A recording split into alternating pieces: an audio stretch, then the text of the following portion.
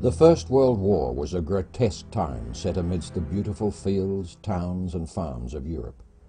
Like all wars before and since, young men fought and died, including those from distant lands brought into the fray to defend what they believed to be their freedom and the rights of the mother country.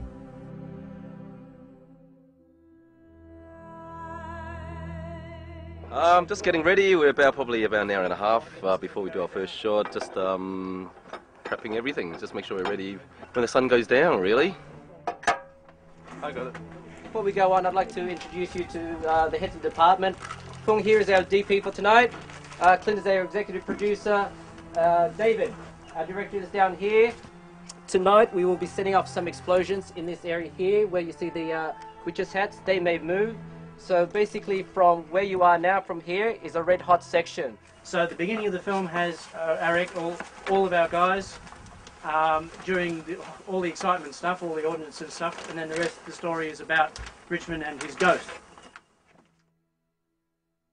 Writer-director David Sander conceived Ghosts of War to explore the idea that those who fought had to separate the man with his humanity and the man as soldier.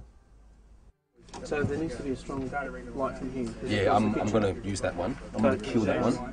Yep. Just going to do an underlight from here. Just go fire. Are you going to face on, or are you thinking, what sort of angle are you thinking?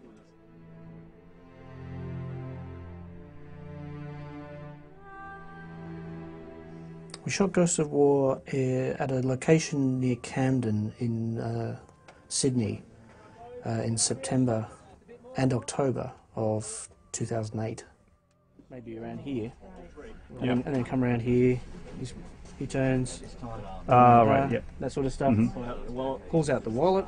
He's got a bit of reaction and stuff, and okay, coast is clear. I can be myself now. So Yeah. Standing by for rehearsal. Camera rehearsal.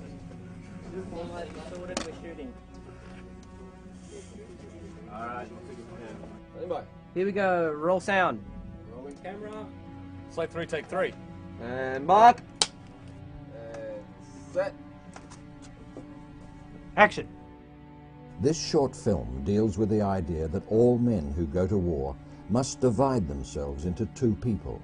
He who is to go off to war to kill the enemy of his nation, and he who retains the sensibilities of care, compassion, individuality, and humanity.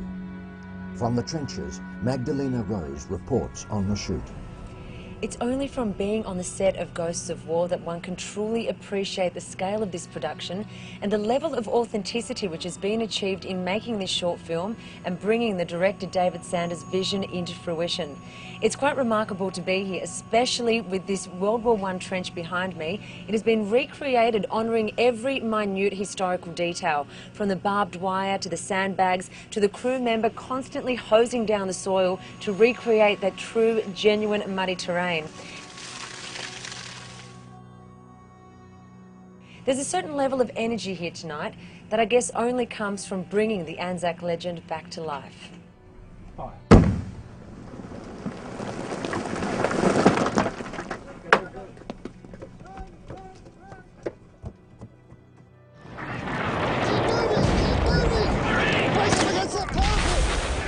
Jesus Christ! Joe, where the hell is everybody? ANZAC stands for Australian and New Zealand Army Corps.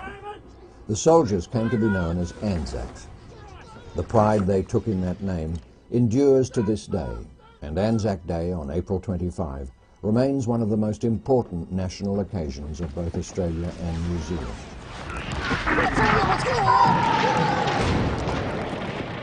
The equipment that you see in the film is highly authentic.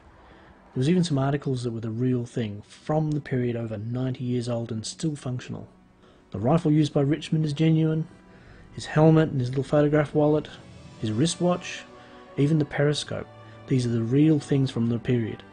The rest is high quality reproductions. It looks brilliant on set because it's so close to the real thing. But ammunition crates for real from the period are almost non-existent because of the fact that once they were used they were broken up into firewood.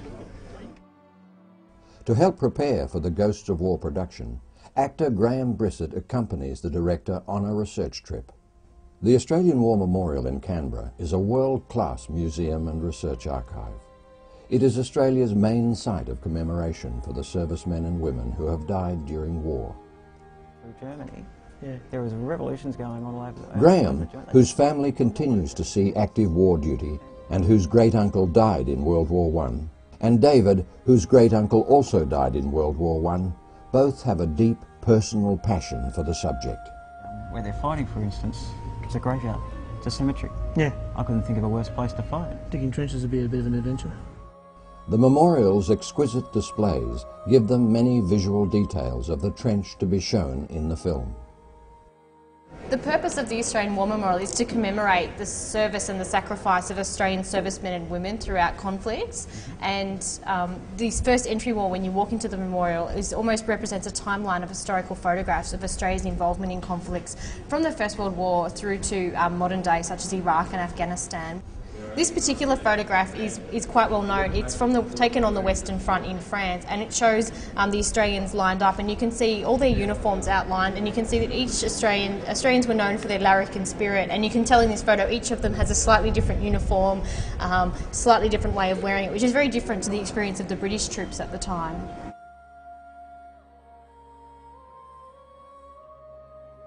Following Anzac Day and Remembrance Day services, families often place red poppies beside the names of relatives on the memorial's roll of honour. In Australia, sprigs of rosemary are often worn on lapels, and in New Zealand, poppies have taken on this role.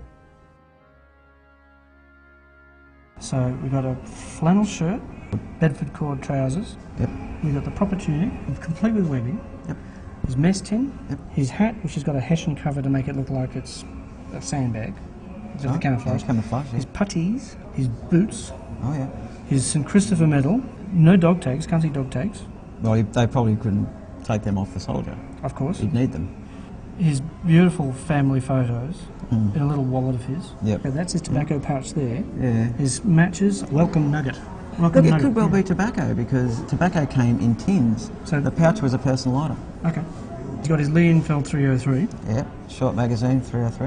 Right. Lithgow model. How many rounds in the magazine? 10. And what's also missing is his bayonet. On the lapels he's got... Little map of Australia with Australian Imperial Forces. Oh. It's covered in mud. He never washed it.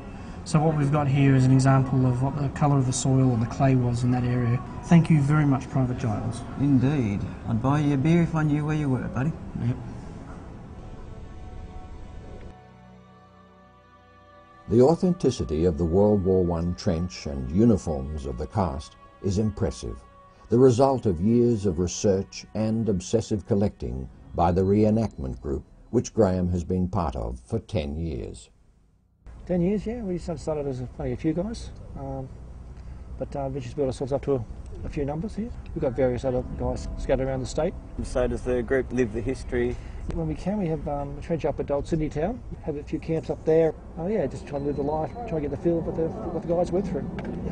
Quite often we'll give talks to kids, children and adults. Find it fascinating. They ask lots of questions. You tell them some of the experiences the guys had or the equipment they used, and they shake their heads and think, how'd they stand it? They had each other. That's what it was all about. Quite often when people who have had relatives serve and they see us and they come over to ask us more, to learn more of what their relatives have been through, and tell us about their history, and that's more adding to knowledge. Anzac Day was first commemorated at the Australian War Memorial in 1942.